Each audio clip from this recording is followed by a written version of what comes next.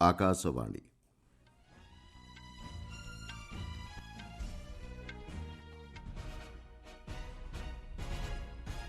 ସମ୍ବାଦ ପଢ଼ୁଛନ୍ତି ମଳୟ ରଞ୍ଜନ ମିଶ୍ର।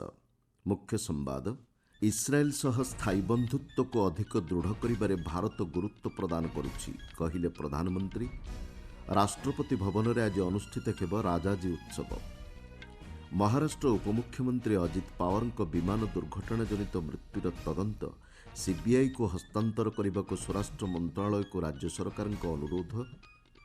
ଶିଶୁ ଓ ପାରିବାରିକ ଚଳଚ୍ଚିତ୍ର ବର୍ଗରେ ମଣିପୁରୀ ଚଳଚ୍ଚିତ୍ର ବୁଙ୍ଗ୍ ହାସଲ କଲା ବାଫ୍ଟା ପୁରସ୍କାର। ଏବଂ ପୁରୁଷ ବର୍ଗ ଟି-20 ବିଶ୍ୱକପ୍ କ୍ରିକେଟ୍ ପ୍ରତିଯୋଗିତାରେ ଗତକାଲି ଦକ୍ଷିଣ ଆଫ୍ରିକାଠାରୁ 76 ରନ୍ରେ ପରାସ୍ତ ହେଲା ଭାରତ। ପ୍ରଧାନମନ୍ତ୍ରୀ ନରେନ୍ଦ୍ର ମୋଦି କହିଛନ୍ତି, ଇସ୍ରାଏଲ ସହିତ ସ୍ଥାୟୀ ବନ୍ଧୁତ୍ୱକୁ ଅଧିକ ସୁଦୃଢ଼ କରିବାରେ ଭାରତ ଗୁରୁତ୍ୱ ପ୍ରଦାନ କରୁଛି। ବିଶ୍ୱାସ, ନବସୃଜନ ଏବଂ ଶାନ୍ତି ଓ ପ୍ରଗତି ଉପରେ ଏହା ପର୍ଯ୍ୟବେସିତ ବୋଲି ଶ୍ରୀ ମୋଦି କହିଛନ୍ତି। ଇସ୍ରାଏଲ ପ୍ରଧାନମନ୍ତ୍ରୀ ବେଞ୍ଜାମିନ୍ ନେତାନ୍ୟାହୁଙ୍କ ସାମାଜିକ ଗଣମାଧ୍ୟମ ପୋଷ୍ଟ ଉପରେ ପ୍ରତିକ୍ରିୟା ଦେଇ ଶ୍ରୀ ମୋଦି ଏହା କହିଛନ୍ତି।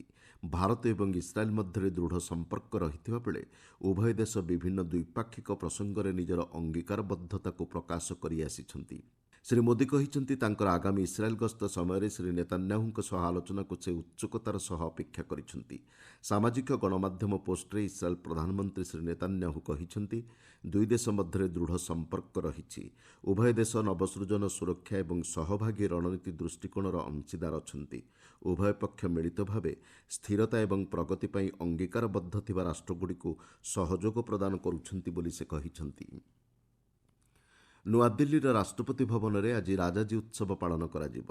ପ୍ରଧାନମନ୍ତ୍ରୀ ନରେନ୍ଦ୍ର ମୋଦି ମନ୍ କି ବାତ୍ କାର୍ଯ୍ୟକ୍ରମରେ ଗତକାଲି ଏ ସମ୍ପର୍କରେ ଆଲୋକପାତ କରି କହିଛନ୍ତି, ସ୍ୱାଧୀନ ଭାରତର ପ୍ରଥମ ଭାରତୀୟ ଗଭର୍ଣ୍ଣର ଜେନେରାଲ୍ ଶ୍ରୀ ରାଜଗୋପାଳାଚାରୀଙ୍କ ପ୍ରତିମୂର୍ତ୍ତି ରାଷ୍ଟ୍ରପତି ଭବନର କେନ୍ଦ୍ରୀୟ ପ୍ରାଙ୍ଗଣରେ ପ୍ରତିଷ୍ଠା କରାଯିବ। ବ୍ରିଟିଶ ସ୍ଥପତି ଏଡୱିନ୍ ଲୁଇଟନ୍ଙ୍କ ପ୍ରତିମୂର୍ତ୍ତି ସ୍ଥାନରେ ଏହାକୁ ସ୍ଥାପନ କରାଯିବ। ଶ୍ରୀ ମୋଦି କହିଛନ୍ତି, ଶ୍ରୀ ରାଜଗୋପାଳାଚାରୀ ଏପରି ଜଣେ ନେତା ଥିଲେ, ଯିଏକି କ୍ଷମତାକୁ ପଦବୀ ଭାବରେ ନୁହେଁ ବରଂ ସେବାର ଏକ ରୂପ ଭାବରେ ଦେଖୁଥିଲେ। ସ୍ୱାଧୀନତା ପରେ ବ୍ରିଟିଶ ପ୍ରଶାସକଙ୍କ ପ୍ରତିମୂର୍ତ୍ତିକୁ ରାଷ୍ଟ୍ରପତି ଭବନରେ ରଖିବାକୁ ଅନୁମତି ଦିଆଯିବା ଦୁର୍ଭାଗ୍ୟଜନକ ପ୍ରସଙ୍ଗ ରହିଥିଲା। ଦେଶର ମହାନ ବରପୁତ୍ରଙ୍କ ପ୍ରତିମୂର୍ତ୍ତିକୁ ସ୍ଥାନ ଦେବାରେ ଏହା ବଞ୍ଚିତ କରିଥିଲା। ଆସନ୍ତା ମାର୍ଚ୍ଚ ମାସ ପହିଲା ପର୍ଯ୍ୟନ୍ତ ଅନୁଷ୍ଠିତ ହେବାକୁ ଥିବା ରାଜାଜୀ ଉତ୍ସବରେ ଶ୍ରୀ ରାଜଗୋପାଳାଚାରୀଙ୍କ ଉପରେ ଏକ ପ୍ରଦର୍ଶନୀ ମଧ୍ୟ ଅନୁଷ୍ଠିତ ହେବ। ମହାରାଷ୍ଟ୍ରର ଉପମୁଖ୍ୟମନ୍ତ୍ରୀ ଅଜିତ ପାୱାରଙ୍କ ଗତମାସରେ ବିମାନ ଦୁର୍ଘଟଣାଜନିତ ମୃତ୍ୟୁର ତଦନ୍ତ ଦାୟିତ୍ୱ ସିବିଆଇକୁ ହସ୍ତାନ୍ତର କରିବାକୁ ରାଜ୍ୟ ସରକାର ସ୍ୱରାଷ୍ଟ୍ରମନ୍ତ୍ରୀ ଅମିତ ଶାହାଙ୍କୁ ଅନୁରୋଧ କରିଛନ୍ତି। ମୁମ୍ବାଇଠାରେ ଗତକାଲି ମୁଖ୍ୟମନ୍ତ୍ରୀ ଦେବେନ୍ଦ୍ର ଫଡନାଭିସ୍ ଏହି ସୂଚନା ଦେଇଛନ୍ତି। ଗଣମାଧ୍ୟମକୁ ସମ୍ବୋଧନ କରି ଶ୍ରୀ ଫଡନାଭିସ୍ କହିଛନ୍ତି, ମହାୟୁତି ସରକାର ଦୁର୍ଘଟଣା ସମ୍ପର୍କିତ ସମସ୍ତ ସନ୍ଦେହ ଦୂର କରିବା ଦିଗରେ ପଦକ୍ଷେପ ଗ୍ରହଣ କରୁଛି। ବିଜେପିର ସହଯୋଗୀ ଏନ୍ସିପି ଦଳ ପକ୍ଷରୁ ବିମାନ ଦୁର୍ଘଟଣାର ସିବିଆଇ ତଦନ୍ତ ପାଇଁ ଏକ ଅନୁରୋଧ ପତ୍ର ପାଇଛନ୍ତି ବୋଲି ଶ୍ରୀ ଫଡନାଭିସ୍ ସୂଚନା ଦେବା ସହ ଏ ସମ୍ପର୍କରେ ସ୍ୱରାଷ୍ଟ୍ରମନ୍ତ୍ରୀ ଶ୍ରୀ ଶାହାଙ୍କ ସହ ଆଲୋଚନା କରିଛନ୍ତି।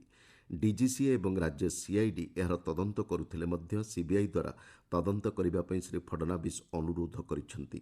ଗତମାସ 28 ତାରିଖରେ ପୁଣେ ଜିଲ୍ଲାର ବାରାମତୀ ନିକଟରେ ଅବତରଣ କରିବା ସମୟରେ ଚାର୍ଟାର୍ଡ ବିମାନଟି ଦୁର୍ଘଟଣାଗ୍ରସ୍ତ ହେବାରୁ ଅଜିତ ପାୱାରଙ୍କ ସମେତ ଅନ୍ୟ 4 ଜଣଙ୍କର ମୃତ୍ୟୁ ହୋଇଥିଲା। ଶ୍ରୀ ଫଡନାଭିସ୍ କହିଛନ୍ତି, ଡିଜିସିଏ ଭିଏସ୍ଆର୍ କମ୍ପାନୀର ଅଡିଟ୍ କରିବା ସହିତ ଏହାର ଉଡ଼ାଣ ସମ୍ପର୍କିତ ସମସ୍ତ ନଥିପତ୍ର ଯାଞ୍ଚ କରୁଛି।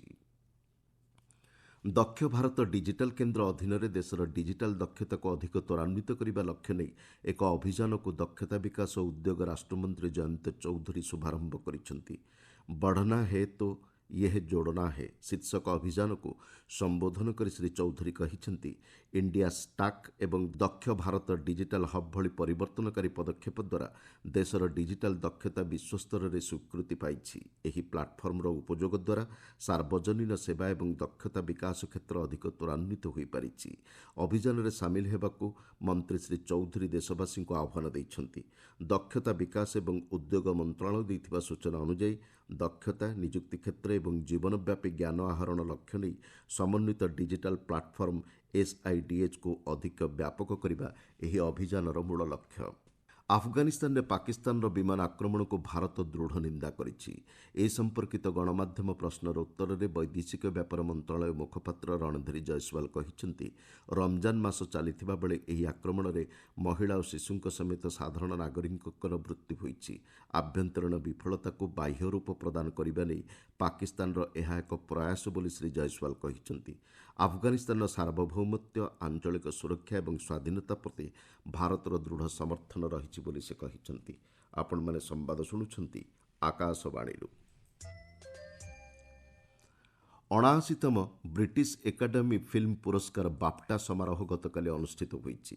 ଶିଶୁ ଏବଂ ପାରିବାରିକ ଚଳଚ୍ଚିତ୍ର ବର୍ଗରେ ମଣିପୁରୀ ଚଳଚ୍ଚିତ୍ର ବୁଙ୍ଗ୍ ପୁରସ୍କାର ହାସଲ କରିଛି। ଫରହାନ ଅଖ୍ତରଙ୍କ ଏକ୍ସେଲ୍ ଏଣ୍ଟରଟେନମେଣ୍ଟ ବ୍ୟାନରରେ ପ୍ରସ୍ତୁତ ଏହି ଚଳଚ୍ଚିତ୍ରକୁ ଲକ୍ଷ୍ମୀପ୍ରିୟା ଦେବୀ ନିର୍ଦ୍ଦେଶନା ଦେଇଛନ୍ତି। ଅଖ୍ତର ଏବଂ ରିତେଶ ସିଧୱାନୀ ଚଳଚ୍ଚିତ୍ରର ପ୍ରଯୋଜନା କରିଥିଲେ। ୱାନ୍ ବ୍ୟାଟଲ୍ ଆଫ୍ଟର ଆନାଦର ଚଳଚ୍ଚିତ୍ର ଏଥିରେ ପ୍ରାଧାନ୍ୟ ବିସ୍ତାର କରିଛି। ଚଳଚ୍ଚିତ୍ର ନିର୍ଦ୍ଦେଶକ ପଲ୍ ଥମାସ୍ ଆଣ୍ଡରସନ୍ ଶ୍ରେଷ୍ଠ ନିର୍ଦ୍ଦେଶକ ଏବଂ ସିଆନ୍ ପେନ୍ ଶ୍ରେଷ୍ଠ ସହ ଅଭିନେତା ଭାବେ ପୁରସ୍କୃତ ହୋଇଥିବା ବେଳେ ସ୍କ୍ରିନ୍ ପ୍ଲେ ଏବଂ ସିନେମାଟୋଗ୍ରାଫି ବର୍ଗରେ ମଧ୍ୟ ଏହା ଶ୍ରେଷ୍ଠ ଚଳଚ୍ଚିତ୍ର ବର୍ଗରେ ସ୍ଥାନ ପାଇଛି। ଦୁଇଟି ଚଳଚ୍ଚିତ୍ର ସିନର୍ସ ଏବଂ ଫ୍ରାଙ୍କେନଷ୍ଟାଇନ୍ ତିନୋଟି ଲେଖାଏଁ ପୁରସ୍କାର ପାଇଛନ୍ତି। ସିନର୍ସ ଚଳଚ୍ଚିତ୍ର ପାଇଁ ଉନ୍ନି ମୋସାଙ୍କୁ ଶ୍ରେଷ୍ଠ ସହାୟକ ଅଭିନେତ୍ରୀ ଭାବେ ପୁରସ୍କାର ପ୍ରଦାନ କରିଛନ୍ତି। ହାମଲେଟ୍ ଚଳଚ୍ଚିତ୍ର ପାଇଁ ଜେସି ବକ୍ଲି ଶ୍ରେଷ୍ଠ ଅଭିନେତ୍ରୀ ଏବଂ ଆଇସ୍ୱେର୍ ଚଳଚ୍ଚିତ୍ର ପାଇଁ ରୋବର୍ଟ ଆରାମାୟୋ ଶ୍ରେଷ୍ଠ ଅଭିନେତା ଭାବେ ପୁରସ୍କାର ପାଇଛନ୍ତି। ଲଣ୍ଡନର ରୟାଲ୍ ଫେଷ୍ଟିଭାଲ ହଲ୍ଠାରେ ଗତକାଲି ଅନୁଷ୍ଠିତ ଏହି ସମାରୋହରେ ପ୍ରିନ୍ସ ୱିଲିୟମ୍ସ ଏବଂ ୱେଲ୍ସ ରାଜକୁମାରୀ କ୍ୟାଥରିନ୍ଙ୍କ ସମେତ ହଲିଉଡ୍ ଏବଂ ବ୍ରିଟିଶ ଚଳଚ୍ଚିତ୍ର ଜଗତର ବହୁ କଳାକାର ଯୋଗ ଦେଇଥିଲେ। ଆମେରିକାର ଫ୍ଲୋରିଡାସ୍ଥିତ ପାମ୍ ବିଚ୍ରେ ରାଷ୍ଟ୍ରପତି ଡୋନାଲ୍ଡ ଟ୍ରମ୍ପଙ୍କ ମାରେ ଲାଗୋ ବାସଭବନରେ ଜଣେ ସଶସ୍ତ୍ର ବ୍ୟକ୍ତିଙ୍କୁ ଗୁଳିମାଡ଼ କରାଯାଇଥିବା ସେଠାକାର ଗୁଇନ୍ଦା ସଂସ୍ଥା ସୂଚନା ଦେଇଛି। ବାସଭବନର ସୁରକ୍ଷିତ ପରିସର ଭେଦ କରି ଏହି ସଶସ୍ତ୍ର ବ୍ୟକ୍ତି ସେଠାରେ ପ୍ରବେଶ କରିଥିଲା। ତେବେ ରାଷ୍ଟ୍ରପତି ଟ୍ରମ୍ପ ଏବଂ ପ୍ରଥମ ମହିଳା ମେଲାନିଆ ଟ୍ରମ୍ପ ସେହି ସମୟରେ ହ୍ୱାଇଟ୍ ହାଉସ୍ରେ ଅବସ୍ଥାନ କରୁଥିଲେ। ନିହତ ବ୍ୟକ୍ତି ଉତ୍ତର କାରୋଲିନାର କ୍ୟାମେରୁନ୍ସ୍ଥିତ 21 ବର୍ଷୀୟ ଅଷ୍ଟିନ୍ ଟକର ମାର୍ଟିନ୍ ବୋଲି ଚିହ୍ନଟ କରାଯାଇଛି। ମାର୍ଟିନ୍ ଏକ ବନ୍ଧୁକ ଏବଂ ଗ୍ୟାସ୍ କେନ୍ ସହ ସେଠାରେ ପ୍ରବେଶ କରିଥିଲା। ଆକାଶବାଣୀର ଦ୍ୱିଭାଷିକ ଫୋନ୍ ଇନ୍ କାର୍ଯ୍ୟକ୍ରମ ପବ୍ଲିକ୍ ସ୍ପିକ୍ରେ ଆଜି ରାତି 9:30ରେ କୃତ୍ରିମ ବୁଦ୍ଧିମତ୍ତା ଯୁଗରେ ଡିପ୍ ଫେକ୍ରୁ ସୁରକ୍ଷିତ ରହିବା ଶୀର୍ଷକ ଆଲୋଚନାର ପ୍ରଚାର କରାଯିବ। ସାଇବର ଆଇନ ବିଶେଷଜ୍ଞ ଡକ୍ଟର ପବନ ଦୁଗ୍ଗଲ ଏବଂ ସାଇବର ସୁରକ୍ଷା ବିଶେଷଜ୍ଞ ଡକ୍ଟର ଅନୁପ ଗିରିଧର ଆଲୋଚନାରେ ଅଂଶଗ୍ରହଣ କରିବେ। କାର୍ଯ୍ୟକ୍ରମ ସମୟରେ ଶ୍ରୋତାମାନେ ସେମାନଙ୍କର ପ୍ରଶ୍ନ ପଚାରିପାରିବେ। ଏଥିପାଇଁ ସେମାନଙ୍କୁ 0112371711 23314444 23310481 ଏବଂ 23717106 ନମ୍ବରକୁ ଡାଏଲ୍ କରିବାକୁ ପଡ଼ିବ। ଏହା ବ୍ୟତୀତ ଶ୍ରୋତାମାନେ 9289094044 ନମ୍ବରକୁ ହ୍ୱାଟ୍ସଆପ୍ ଏବଂ ସାମାଜିକ ଗଣମାଧ୍ୟମ ଏକ୍ସରେ ହାଷ୍ଟାଗ୍ AskAIR ମାଧ୍ୟମରେ ପ୍ରଶ୍ନ ପଚାରିପାରିବେ। ଆଇସିସି ପୁରୁଷ ବର୍ଗ ଟି-20 ବିଶ୍ୱକପ୍ କ୍ରିକେଟ୍ ପ୍ରତିଯୋଗିତାରେ ଭାରତ ଗତକାଲି ଦକ୍ଷିଣ ଆଫ୍ରିକାଠାରୁ ପରାସ୍ତ ହୋଇଛି।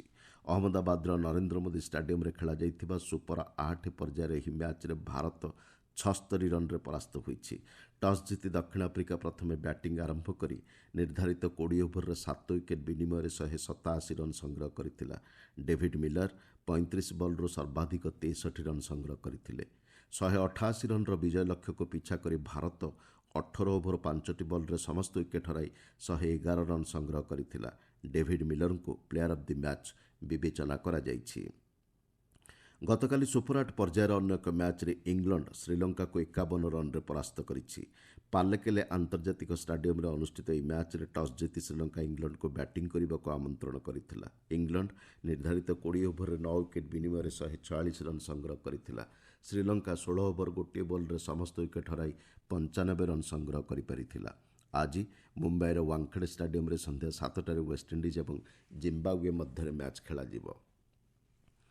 ଏଫ୍ଆଇଏଚ୍ ପ୍ରୋ ଲିଗ୍ ହକି ପ୍ରତିଯୋଗିତାରେ ଭାରତୀୟ ପୁରୁଷ ଦଳ ଅଷ୍ଟ୍ରେଲିଆଠାରୁ ଗତକାଲି ପରାସ୍ତ ହୋଇଛି। ତାସ୍ମାନିଆଠାରେ ଖେଳାଯାଇଥିବା ଏହି ମ୍ୟାଚ୍ରେ ନିର୍ଦ୍ଧାରିତ ସମୟରେ 2-2 ଗୋଲ୍ରେ ରହିବାରୁ ପେନାଲ୍ଟି ସୁଟ୍ଆଉଟ୍ ଜରିଆରେ ଖେଳର ନିଷ୍ପତ୍ତି ହୋଇଥିଲା। ଅଷ୍ଟ୍ରେଲିଆ 5-4 ଗୋଲ୍ରେ ଭାରତକୁ ପରାସ୍ତ କରିଛି। ପରବର୍ତ୍ତୀ ମ୍ୟାଚ୍ରେ ଭାରତ ଆସନ୍ତାକାଲି ସ୍ପେନ୍କୁ ଭେଟିବ। ମୁଖ୍ୟ ସମ୍ବାଦଗୁଡ଼ିକ ପୁଣିଥରେ। ଇସ୍ରାଏଲ୍ ସହ ସ୍ଥାୟୀ ବନ୍ଧୁତ୍ୱକୁ ଅଧିକ ଦୃଢ଼ କରିବାରେ ଭାରତ ଗୁରୁତ୍ୱ ପ୍ରଦାନ କରୁଛି, କହିଲେ ପ୍ରଧାନମନ୍ତ୍ରୀ। ରାଷ୍ଟ୍ରପତି ଭବନରେ ଆଜି ଅନୁଷ୍ଠିତ ହେବ ରାଜାଜୀ ଉତ୍ସବ। महाराष्ट्र उपमुख्यमंत्री अजित पवारଙ୍କ विमान दुर्घटना जनित मृत्युर तदंत सीबीआई को हस्तांतर करने को स्वराष्ट्र मंत्रालय को राज्य सरकार अनुरोध। शिशु और पारिवारिक चलचित्र वर्ग में मणिपुरी चलचित्र बुंग हासिल कला बाफ्टा पुरस्कार एवं पुरुष वर्ग टी20 विश्वकप क्रिकेट प्रतियोगितार गतकाली दक्षिण आफ्रिका 76 रन परास्त कला भारत। संवाद शेष कला।